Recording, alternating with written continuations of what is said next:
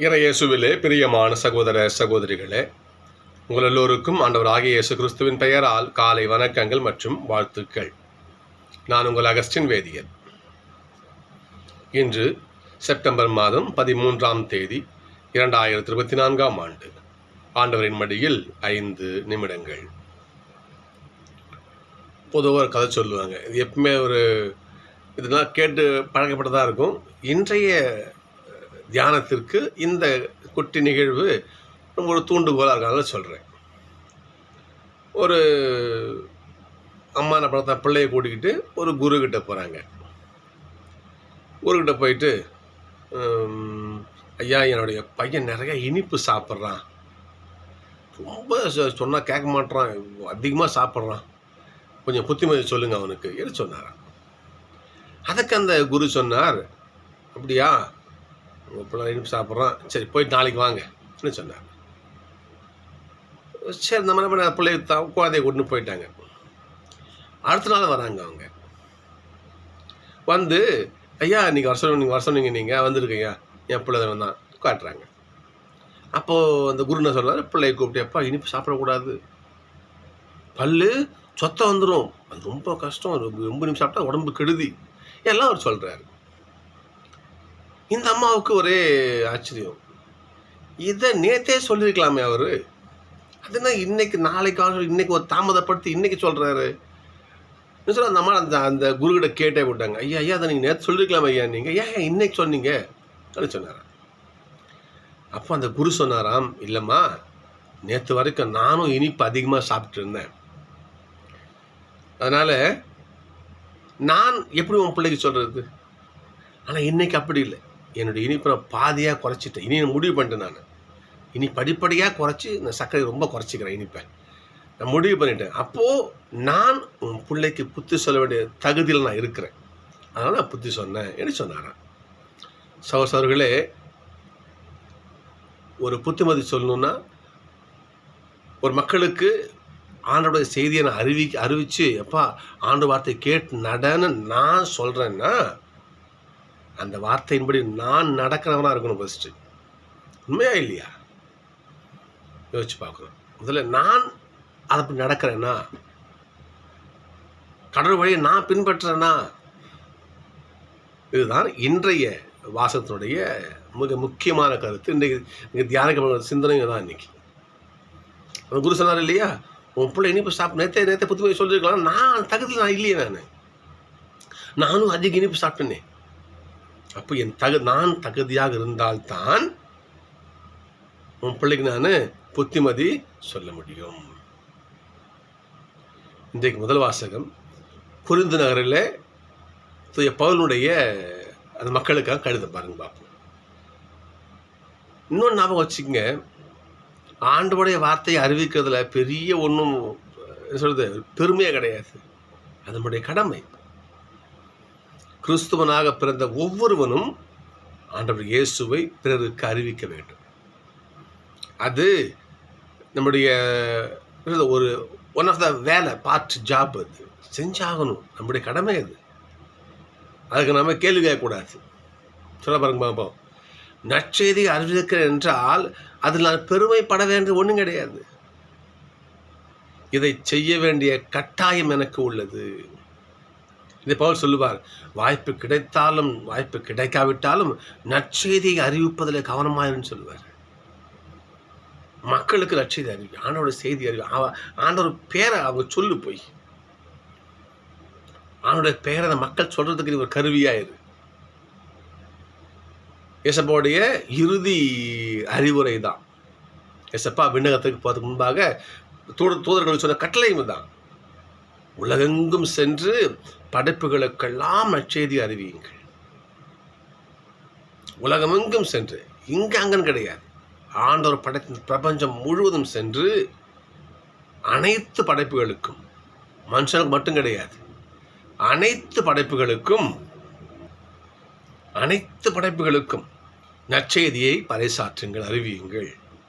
மனம் மாறி வருகிறவர்களுக்கு என்ன பண்ணுங்க, தந்தை மகன் தூய ஆவியின் பேர் ஞானஸ்தானம் கொடுங்க என்று ஏசப்பாவுடைய வார்த்தை. இது அவருடைய இறுதி கட்டளை. இது அப்போது கடவுளுடைய பிள்ளையாக பிறந்த ஒவ்வொருவருக்கும் ஆண்டவர் இயேசுவை அறிவிக்கின்ற பணி, தலையாய பணி அவங்க தலைமையில் இருக்குது.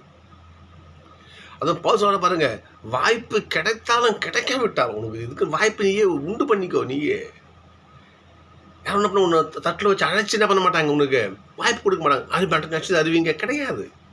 வாய்ப்பு கிடைக்குதோ கிடைக்கலையோ அவனுடைய வார்த்தையை அறிவி. தூய பவுல் மால்தா தீவுக்கு போகிறாரு. எப்போ ரோமைக்கு போகிறதுக்கு தண்டனை பெற்று நாடு கடத்துறாங்க. இவரை ரோமைக்கு தண்டனை பெற்று கப்பலில் பயணம் பண்ணுறாங்க.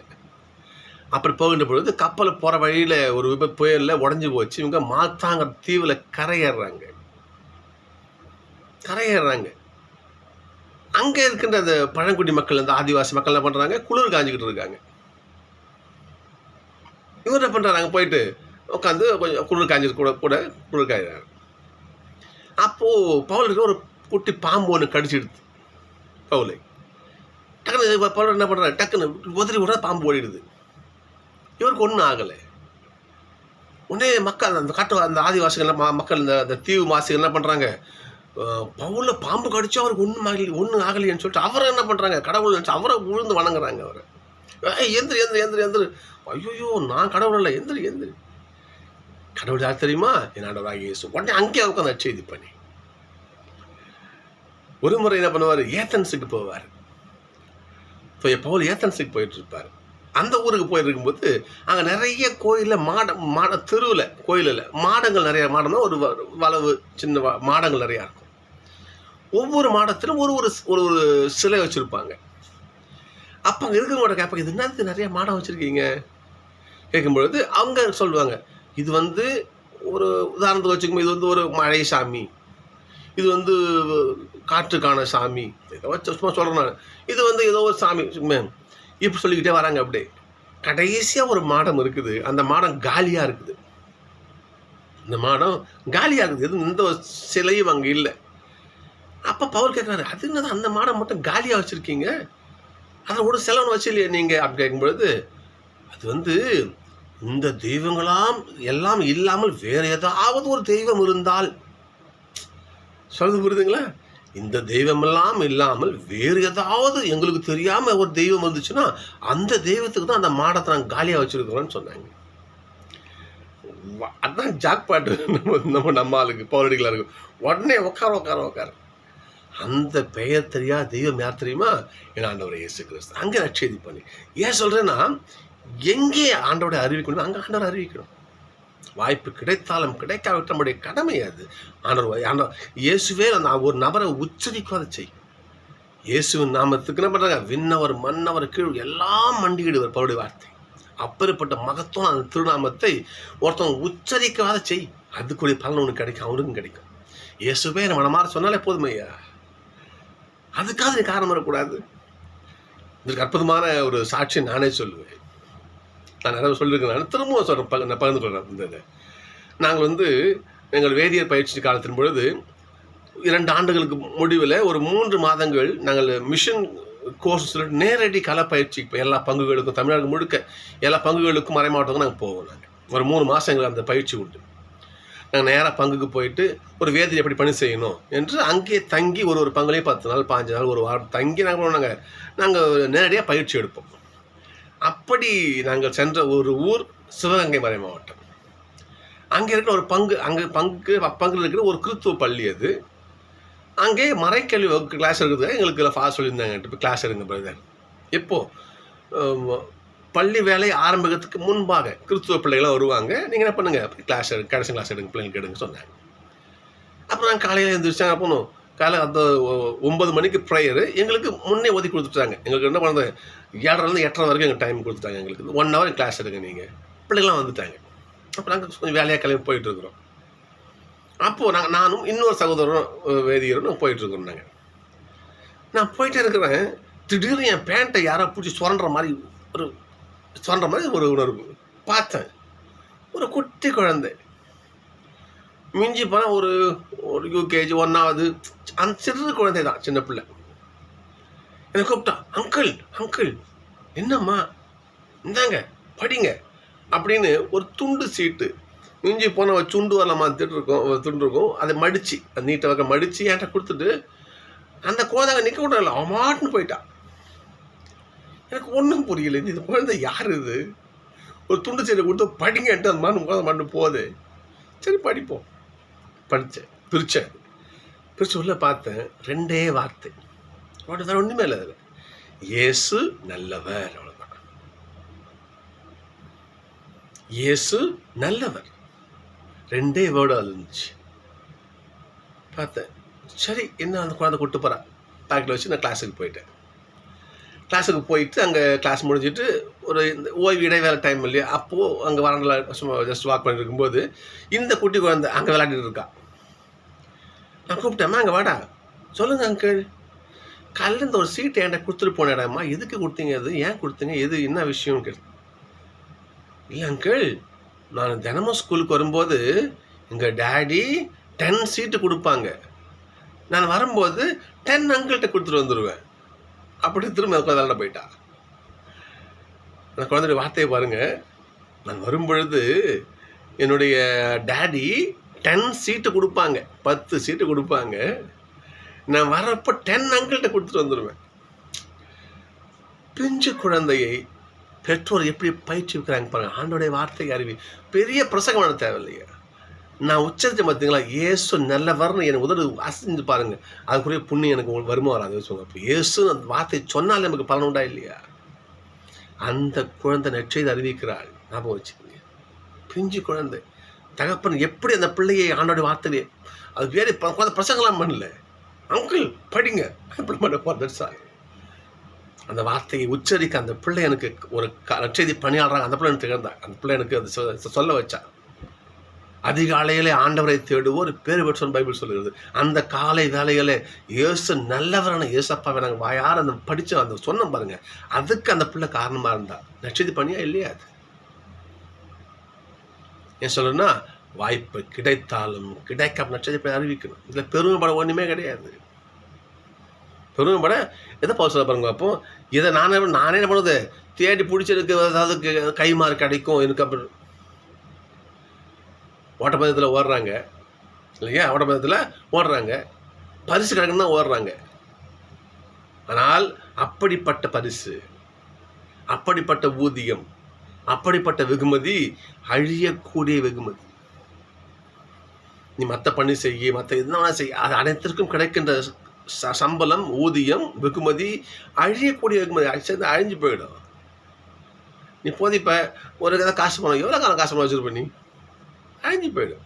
ஆனால் ஆண்டவரின் செய்தி அறிவிப்பதற்கு நமக்கு கிடைக்கின்ற பலன் இருக்கு, விண்ணக வாழ்வு. சொல்ல பாருங்க பார்ப்போம். இந்த இது நட்சத்திர அறிவிக்கின்ற இந்த ஒரு செய்திக்கு நமக்கு கிடைப்பது முடிவில்லா வாழ்வு இல்லையா? முடிவில்லாத வாழ்வு நமக்கு கிடைக்கும், முடிவில்லா விண்ணக வாழ்வு. இதற்கு நீங்கள் என்ன பண்ணுறீங்க, அழிவு தரக்கூடிய விஷயத்துக்காக ஓடுறீங்க. நீங்கள் அப்படி ஓடாதீங்க.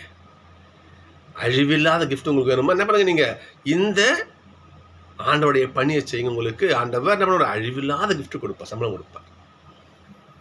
இதெல்லாம் சொல்லிட்டு அப்படியே கிளற பாருங்க பார்ப்போம். சரி, நற்செய்தி பணி தான் செய்யணும் தான், நற்செய்தி பணி இம்பார்ட்டன்ட் தான், நம்ம மேல் சுமத்தப்பட்ட கடமை தான், சரி. ஆனால் சொன்ன பத்தியா, சக்கரை சாப்பிட்டு இனிப்பு சாப்பிட்டு குரு, அந்த நற்செய்தியை அறிவிக்கின்ற நான் அதற்கு தகுதியான நிலையில் நான் இருக்கிறேன்னா என்று சிந்திச்சு பார்க்கணும். நற்செய்தியை அறிவிக்கிற நான் என்னோடது தகுதி அற்றவனாய் மாறிவிடக்கூடாது. ஆண்டோட செய்தி அறிவிக்கிறேன், அந்த வார்த்தையை நான் என் வாழ்க்கையில பின்பற்றுகிறேனா, அந்த வார்த்தை அந்த வல்லமை என் வாழ்வில் செயல்படுதா, அந்த வார்த்தைகளுக்கு ஏற்ப நான் வாழறேன், நேரிய பாதையில் போகிறேன்னா, அப்படி நீ நேரிய பாதையில் பயணம் செய்து கொண்டு அதை மற்றவங்க அறிவித்தா மகிழ்ச்சி. சொல்லுங்க பாருங்க பார்ப்போம். பிறருக்கு நற்செய்தியை அறிவிக்கிற நானே தகுதி அற்றவனாக மாறிவிடாதவாறு என் உடலை அடக்கி என்ன பண்ணுறேன், நான் என்ன பண்ணுறேன், கட்டுப்படுத்துகிறேன். சொல்ல பாருங்க, அடிமைகளுக்கு அடிமையானேன். உரிமை குடிமக்களுக்கு உரிமை குடிமக்கள், அதாவது எல்லாவற்றிற்கும் எல்லாமாக நான் மாறி ஆண்டவரை அறிவிக்கிறேன். அப்படி அறிவிக்கின்ற நான் தகுதியோடு இருக்கிறேனா? அது நமக்கு இங்க மிக முக்கியம். ஒண்ணுமில்லை, ஒரு பழைய பாட்டில் ஒரு அழைப்பு. இசையாஸ் இறைவாக்கினரை அவர் மேலே பயப்படுற ஆண்டவுடைய அந்த ஆண்டவுடைய ஒரு காட்சியை ஒரு காட்சியாக அவர் காண்றாரு. ஆனால் அவர் தயார்படுத்துறாரு. சரி, அது கடவுள் தூதர்கள் அவர் ரெடி பண்ணுறாங்க, அவரை வலுப்படுத்துகிறாங்க. அப்புறம் ஆண்டவர் கேட்குறாரு, என்னுடைய பணிக்கு நான் யார் அனுப்புவோம்ப்பான்னு தெரியலையே அப்படின்றாங்க. அதற்கு எசையா சொல்லி வார்த்தை, நான் இருக்கிறேன், அடியேன் என்னை அனுப்பும், என்னை அனுப்புங்க, நான் போகிறேன், உங்களுடைய வார்த்தை நான் போய் சொல்கிறேன் என்று எப்படி தானாக முன்வந்து ஆண்டவர் அறிவித்தல் பாருங்க பாப்பா. இவ்வாறாக நாம் இருக்கணும். இவ்வாறாக நாம் தகுதி வாய்ந்த ஒரு பிள்ளையாக, தகுதி வாய்ந்த நட்சத்திர நாம இருக்கணும். சரிங்களா? இதற்கு அற்புதமான ஒரு ஒரு ஒரு வாசகத்தை தான் லூக்கால வாசிக்கிறோம். இன்னைக்கு லூக்கால வாசிக்கிறோம் பாருங்க பார்ப்போம்.